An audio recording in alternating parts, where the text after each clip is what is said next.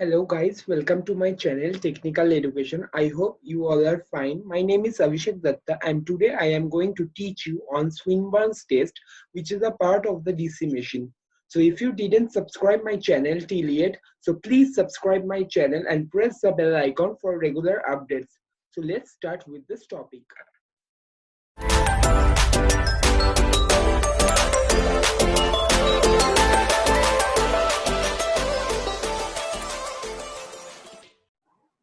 So Swinburne's test.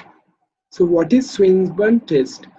So first of all, you need to know about this. So this test is basically used to determine the efficiency of a DC motor in no load condition by performing no load test.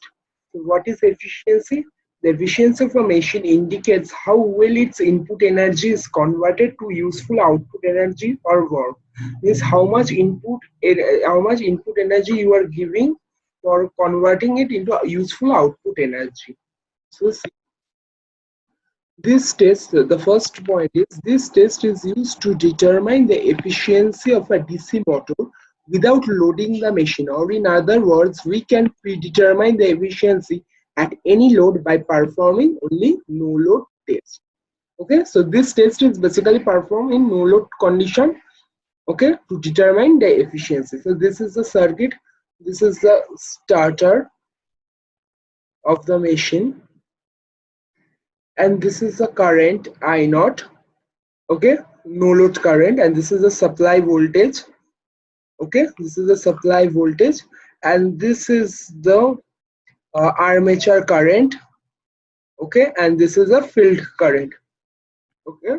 So see, the second point is motor is running at rated speed under no load condition, and a corresponding voltage V and current I naught SH should be taken simultaneously. Means in no load condition, motor is running at rated speed, and correspondingly we have to determine V, the value of the V, and I naught and ISH, okay.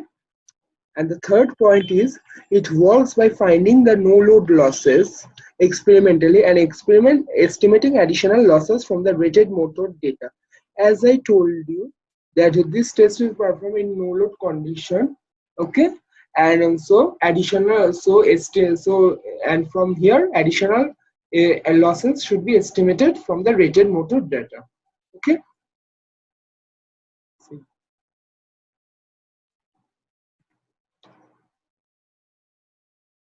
See, so this is calculation of efficiency from Swinburne's test. See, this is the circuit. So this is DC supply, this is the current I naught, no load current, and this is the voltage V, okay, and this is the starter, and this is the motor, and this is the armature portion, okay. This is the armature portion, and the armature current will be here, and this is the shunt current, and this is the no load current, supply current. So see, power input to motor, so input power is V into I naught, as we know, and the armature current in motor, the condition is I naught is equals to ISH plus IA. I naught is equals to ISH plus IA, as it is the motor. So we have to find the armature current. So in armature current, what it is, IA is equals to I naught minus of ISH. So this is the condition, and the armature current loss is I square A RA. So for determining the efficiency, we have to find the losses.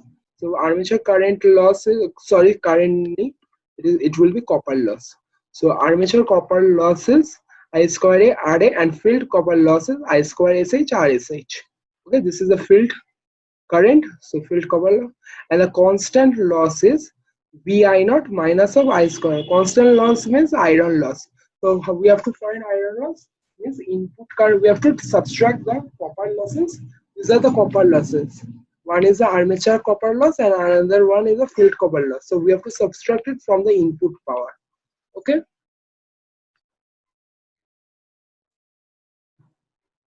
See. So and this is the calculation. So efficiency at load can be predetermined by only by only calculating the copper loss as follows. So we need to calculate it at half of the full load.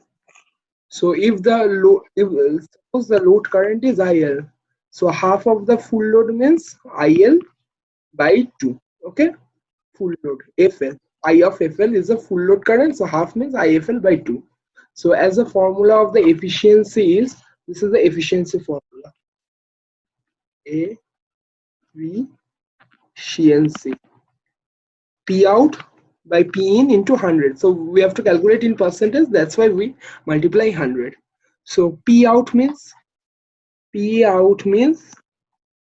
of input minus of losses, because output power. So we have to minus the losses from the input power. We are giving input, and after subtracting with the losses, we are getting the output. So we can write P out is equals to P in minus of losses. Okay. So see, so ultimate N will become P. So ultimate P in is V into, as it is in half of the full load, so IFL by 2. It becomes IFL by 2, and minus losses. These losses will be the iron losses or constant losses that we see earlier. The W naught minus of half of the full load copper loss.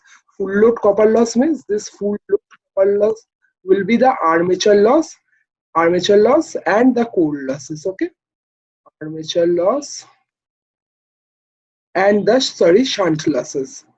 Okay, by of P in. So P in is VIFL into 100. Okay, so this is all about Swinburnes test. So I hope you understand this video. If you have any doubt, then you can comment me in the comment section given below, or you can mail in my following mail ID. Okay, so I am ending this video now.